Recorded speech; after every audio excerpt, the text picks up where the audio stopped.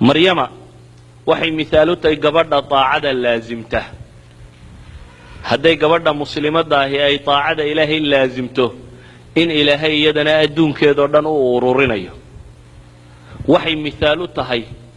karaamaadka la sheegiyo awliyada waa maqashaan dadku inay yidhahdeen hebel karaama ka dhacday akbar karaama qur-aanku uu sheego gabadh baa iska leh marka laga yimaado mucjizaat alambiyaa ee qur-aanku karaamo dhacday oo uu ka warramo qof mu'mina ka dhacda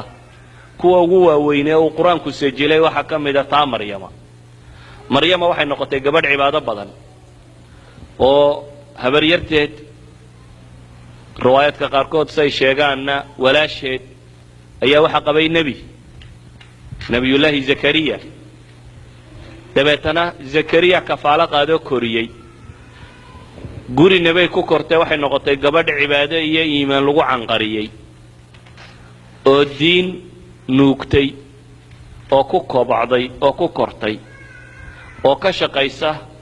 meeshii alle lagu caabudayay baytullaahi ka shaqaysa cibaadadeedii markay tiro badatay xad bay gaadhay karaamaadka ka dhacaya qur-aanku uu sheegaya uu tilmaamayo inay cunno meesha taalle ugu iman jirtay iyadoo aan shaqaysanoo meelna qabanin ilaahay baa wuxuu tilmaamayaa intuu nebigii u soo galay markaa inuu ka yaabay oon cunnadan meesha taalla weliba mufasiriintu waxay yidhahdaan cunnada loogu iman jiray waxay ahayd cunno khilaafsan ta dadku uu haysto yacni beeraha waxaa jira raashin xagaaga go'a iyo raashin jiilaalka soo go'a wakhtiga qaboobaana dhir gaaraa baxda wakhtiga kulaylaana dhir gaaraa soo baxda marka kulayluhu jooga maryamo waxaa loogu yimaadaa bay yidhaahdaan wixii go'i jiray wakhtiga qabowga wakhtiga qabowgana waxaa loogu yimaadaa iyadoo haysata summer timeka midhihii go'i jiray waa waxaad u cajiiba nebigii baa la yaabay gabadhan yar iyo cibaadadeed iyo waxaan ay haysato dabeetana wuxuu yidhi yaa maryamu annaa laki haada naha maryamay xaggaad ka keentay buu yidhi arrintan raashinkanuun meesha yaalla xagguu kaaga yimaadaa su-aashaa buu weydiiyey waxay ugu jawaabtay qaalat huwa min cindi illaah ina allaha yarzuqu man yashaau bigayri xisaaba ilaahay buu ka yimi bay tidhi ilaahayna cidduu doono isagaa arsaaqa xisaableeyey gabadha tan karaamadii ka dhacday waxay xasuusisay nebiga kani inuu dib alle u baryo nebiyullaahi zakariya waxba ma dhali jirin waanu gaboobay haweentuu qabayna waxba may dhalayne way gabowday odaya islaan gaboobay bay ahaayeen dabeetana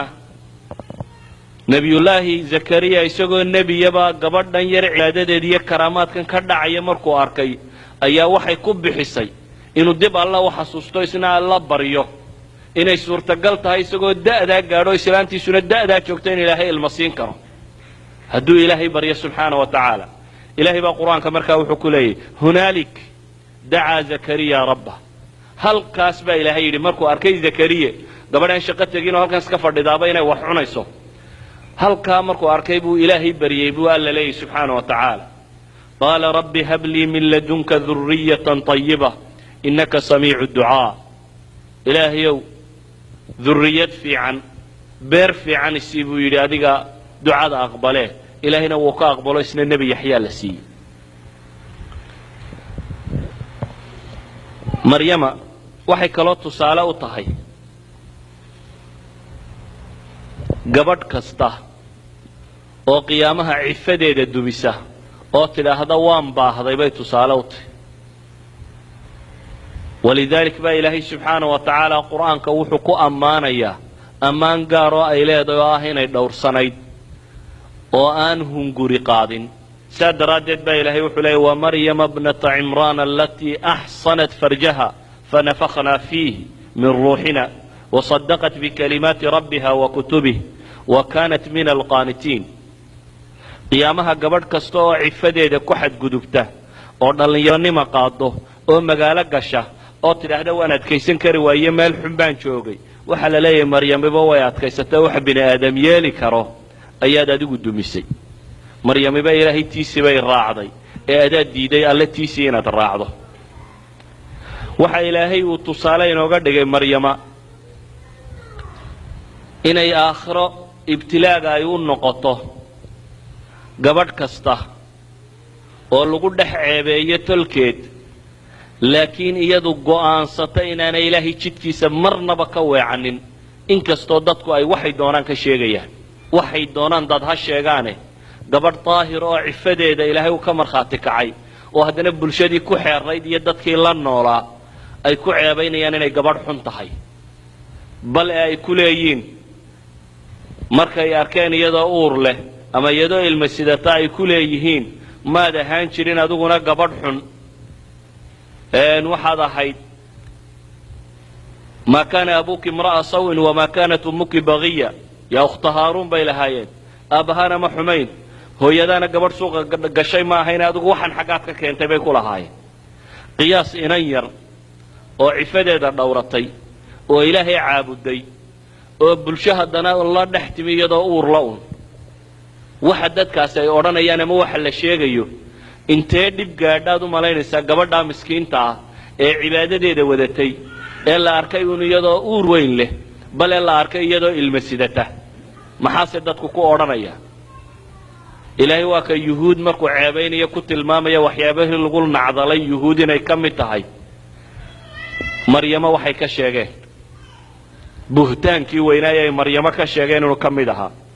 laakiin qofku hadduu ariiqa alle laazimo ilaahay baa u ballan qaaday inuu faraj u furayo maryamo yaa difaaci lahaa haddii la yidhahdo inantani waxba may samayn iska daaya yaa dhegaysanaya ilaahay baa difaaco wuxuu ku difaacay waxaanay dadba filaynin maadaama cirdigeedii iyo sharaftideedii dad uu ku xadgudbay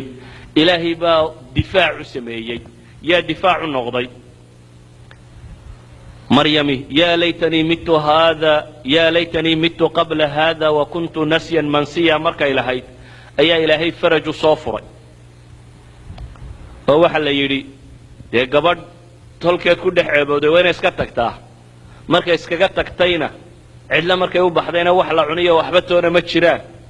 waa gabadh umula oo hadda umulaysa dabeetana calaacalkii bay tidhi bal maan iska dhintaba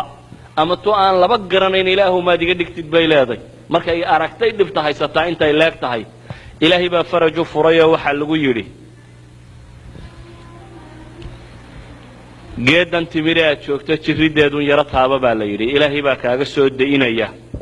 rutaban janiya timirtu marka malabku ka da'aya ay jilicsantae aanay engegin ee sida malabka loo dhuuqo oo kale taas baa ilaahay kaaga soo dejinaya halkanna biyo kacab baa la yidhi hoostan hoosana biyo kacab